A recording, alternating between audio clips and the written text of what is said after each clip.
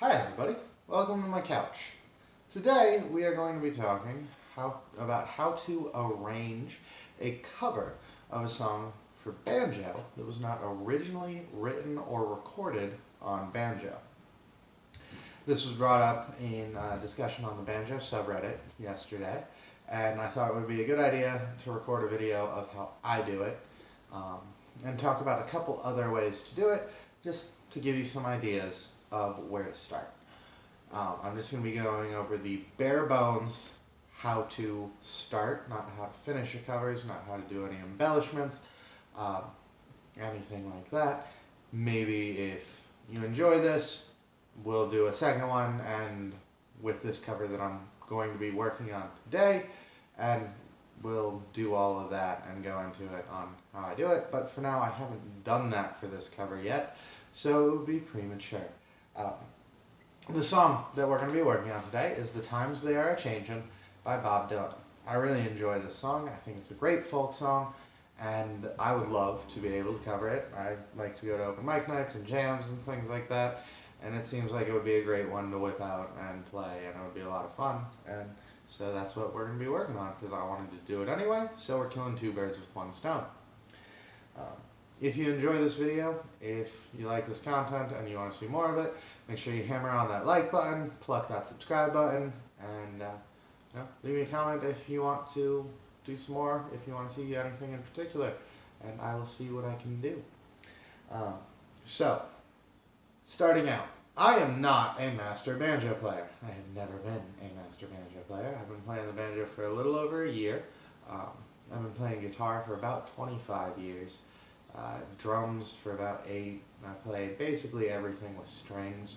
And I found a banjo in a pawn shop and I thought it was neat and would be a fun project. So I picked it up, and now it's become the instrument that I play most of the time, and basically all I play out on anymore, and I just really enjoy it. It's an absolutely lovely instrument. So, coming from that world, the absolute easiest way for me personally would be to just pick the chords and go with that. There are thousands of sites where you can get the chords from. I have an app on my phone where I can access chords at any given moment, and I use it regularly as a decent starting point.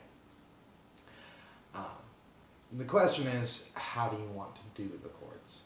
So, I play clawhammer. I don't do the Scruggs style bluegrass or anything like that. I just do my little bum ditties and call it a day. And I like to keep it an open G.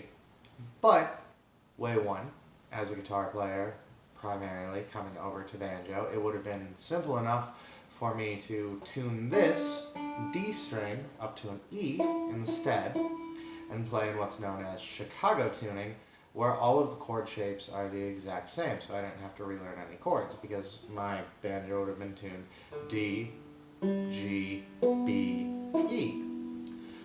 Personally, I didn't like that. I don't like playing in Chicago tuning. William Elliott Whitmore does a phenomenal job of it, but it's not my bag. So, I'd use the standard banjo chords. And on this song, the chords that we would be using would be G, E minor, C, D, A minor. And that's it. That's all the chords that are in the song. Not necessarily in that order. I'll go over the order as we're going through it the first time. And I would just simply play those chords through, and I would start with strumming. So we'd start with our G, which is just open, and then E minor, which is second fret 4th string, 2nd fret 1st string. C, which is the E minor shape, but you add 1st fret 2nd string. D, which in this case we're actually going to be playing a D7, so you pick up your ring and index finger, or ring and middle finger, I apologize. You leave your index finger on the 1st fret on the B string, and then you put your middle finger back down on the 2nd fret on the 3rd string, and then open for a G, and then A minor, you're on the 2nd fret on the 1st, 3rd, and 4th string, and the 1st fret on the 2nd string. And so I would just strum through the chords, playing through all of them, very simple. So, come gather around people wherever you roam, and admit that the waters around you have grown, and accept that soon you'll be drenched to the bone. If your time to you is worth saving, then you better start swimming, or you'll sink like a stone, for the times they are a-changin'. So that's a good start. I could go from that, I could figure out my bum ditties, do along with it, figure out exactly what rhythm I want to do, where I want to put my thumbs in, etc., and I'd be perfectly fine, done, no problems. But I don't personally want to play it like that.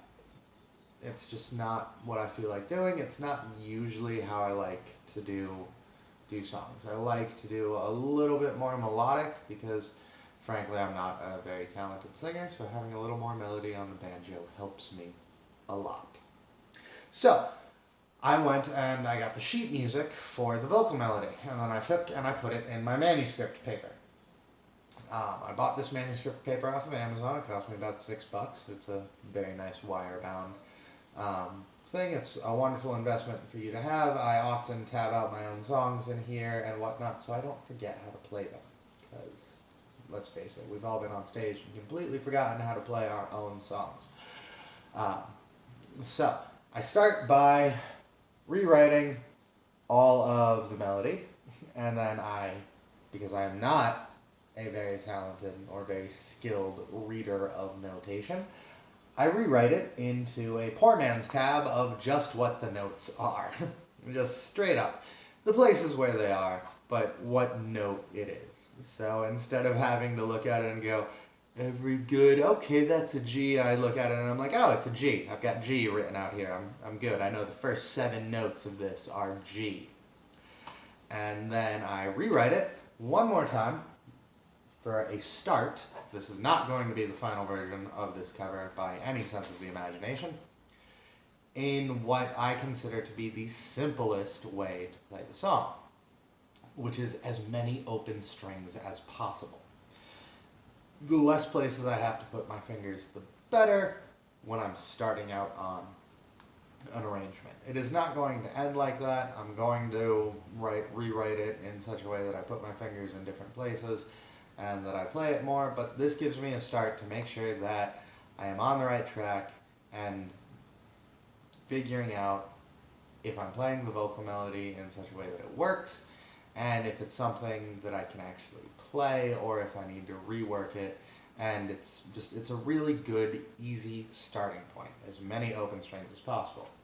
So, like I said, the first 7 notes of this are G, because Dylan likes to follow very similar patterns with his voice. So, I know of several places where there are G's on this. My open 5th string, my open 3rd string, my 5th fret 4th string, my 5th fret 1st string. All of those are places where I could put this G. But since I'm doing the simplest version, to start with, I'm going to pick one of the opens. In this case, I'm going to pick the open 3rd string. So my first 7 notes are going to be on my open 3rd string. And then the embellishment that ends that part goes A, G, A. Well, I'm going to keep on the G string. I know that the A, because it goes G, G sharp, A, I know that the A is on the 2nd fret. So I know that it's going to go.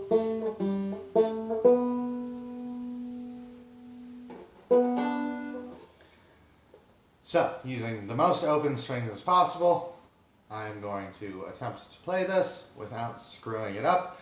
Just straight up the melody, plucking away at it, single string, not adding any thumbs, anything like that. Just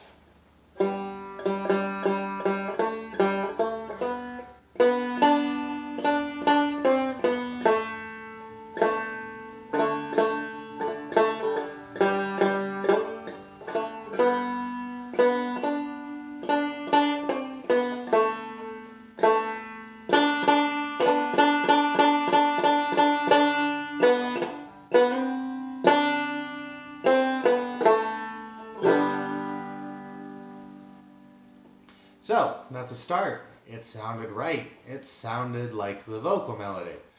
Um, and the rhythm. That's the correct rhythm to hit the notes for matching where he hits the notes with his vocal melody. So it's a start, but I don't like it yet.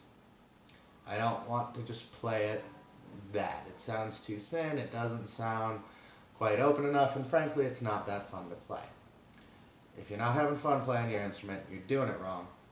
Rewrite your arrangement. So I'm going to rewrite my arrangement. Now that being said, it's also your damn banjo. Play it however you want. If none of these are techniques or things that work for you, then don't listen to me. I don't know what I'm talking about. I've only been doing this for a short while. This is just how I like to do it. So, yeah, I hope this was useful. I hope this gave you some ideas and a jumping point or a starting point. And like I said, if this is something you've enjoyed and you want to see more of it, make sure you hammer on that like button, you pluck that subscribe button, you let me know what else you'd like to see, and I will do the best that I can. You have a great evening, everyone.